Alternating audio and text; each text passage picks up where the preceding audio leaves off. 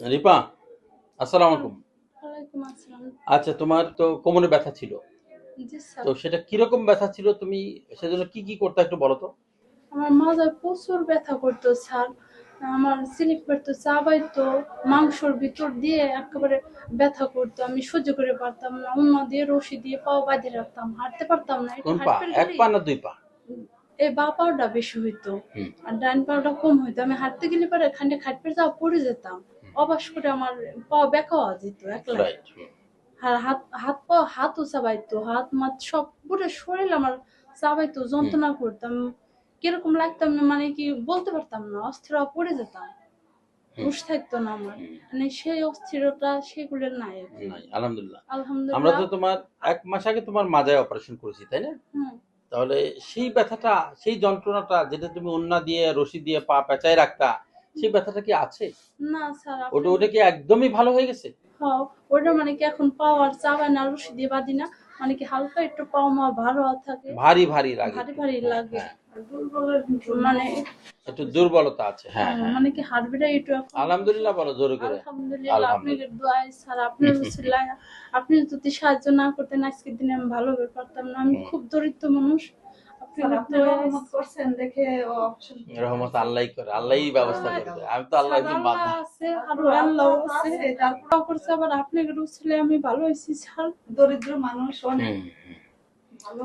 না, এখন না আমার সে স্যার আমার বোনটা অনেক জোরে। দরিদ্র ছিল, তারপর স্যারের কাছে আসার পর থেকে অপশন হতে পারে না, তো ঋণ করে গরু কিনে তারপরে গরু কুরবানিতে বিক্রি করার পরে আমার বোন অপারেশন হতে আছে। স্যার আপনি দোয়ায় অপারেশনটা অনেক ভালো হয়েছে, আপনি অপারেশনে অনেক টাকা কম নিয়েছেন। স্যার আমি বাড়ি যেদিন গেছি, 4-5 দিনের দিন তার ফিরেতে নিয়ে আমি একলা একলাই আসছি।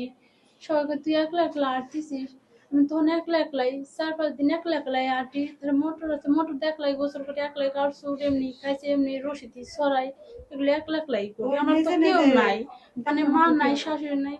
মানে একলা একলাই আমার নিজের কাজ নিজে একলাই করি। বরঞ্চ ছোট মেয়ে আছে, মেয়ের ধরো খাওয়া দাওয়া লাগতেছে, সব করি। হুম। সবকিছুই ও নিজে নিজে করতেছে।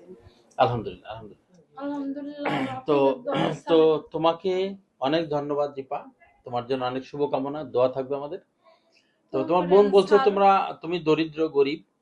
আমি আসলে গরিব মানুষের চিকিৎসা করতে আমি কমফোর্ট বোধ করি, মজা পাই।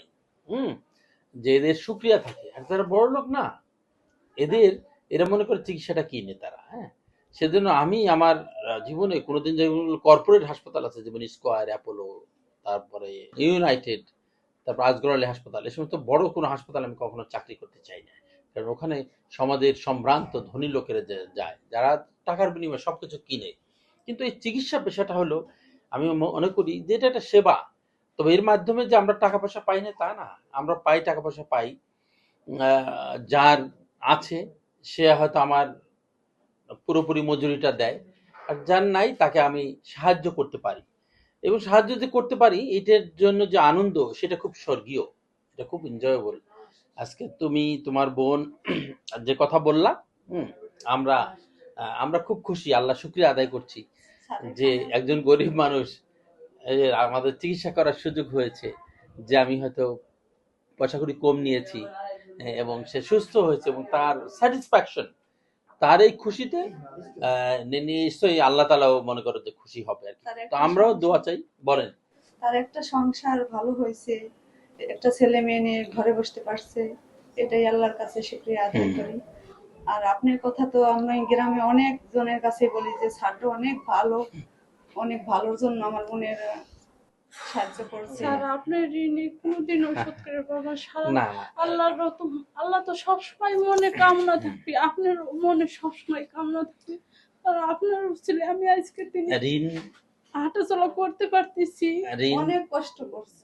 ঋণ শোধ করার কিন্তু উপায় আছে, জানো? দোয়া করবা। স্যার দোয়া তো করি স্যার। দোয়া যদি করো, আল্লাহ তালা যদি রহমত করে, আমাকে যদি আল্লাহ তালা নেক হায়াতে বাঁচায় রাখে, আমি যেন আরো মানুষের খেদমত করতে পারি, সেটি হবে তোমার ঋণ শোধ হয়ে যাবে, জি স্যার। কোনো ঋণ থাকবে না।